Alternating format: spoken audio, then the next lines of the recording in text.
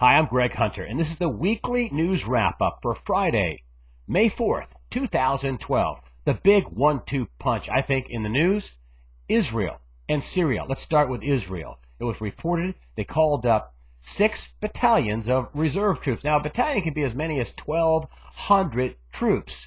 And the reason why they're calling them up is because of mounting tensions on the Syrian and all the Egyptian borders. Now, for years, the Egyptians and the Israelis were friends. They were okay. There wasn't much of any hostilities. Well, when the Muslim Brotherhood has basically took a lot of control in Egypt, the first thing they came out and said was the Israelis are our enemies.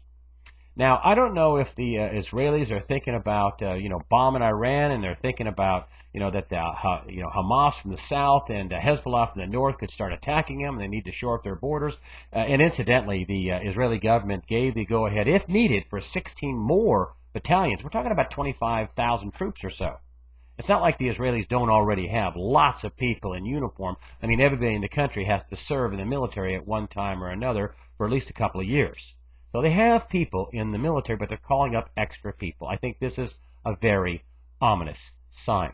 Syria, continually breaking its ceasefire agreement. And according to the White House, they need to try other tactics. And they say the whole ceasefire thing is a failure because of the Assad government, that the Assad government, the president of Syria, and his forces are basically welching on the deal they made and are breaking the ceasefire agreements. Now, when they say they're going to try other tactics, I just wonder, what are they going to do? Are they going to ask nice?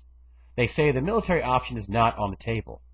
But some people in our government, including people like Senator John McCain, say, hey, we should bomb Syria, which I think would be a very sticky wicket because the Russians have a naval base on the Syrian coast and are very much allies of Bashar al-Assad, the Syrian president.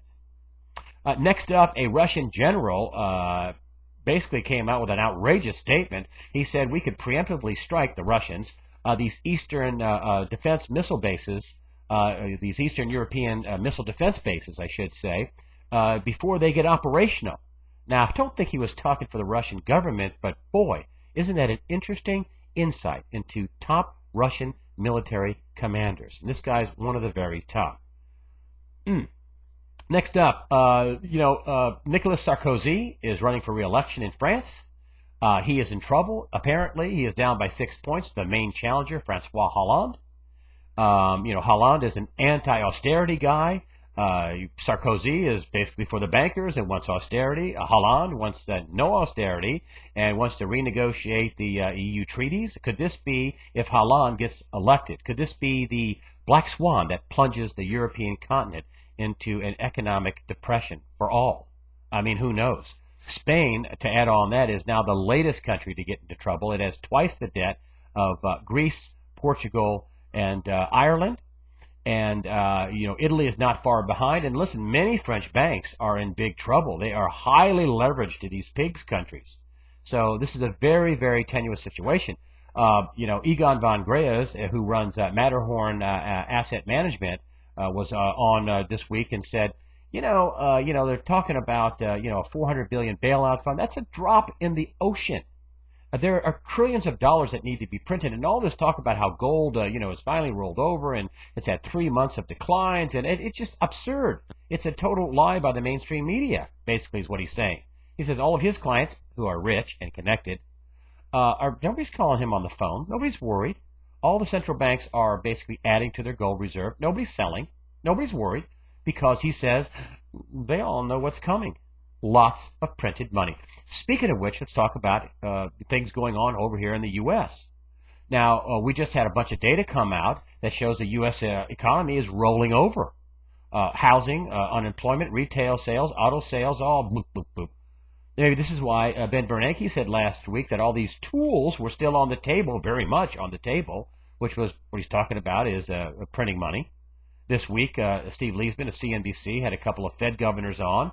And what were they talking about? Oh, yeah, we can expand our balance sheet, and they're going to buy more toxic assets. We can have room for more accommodation. They're going to print more money.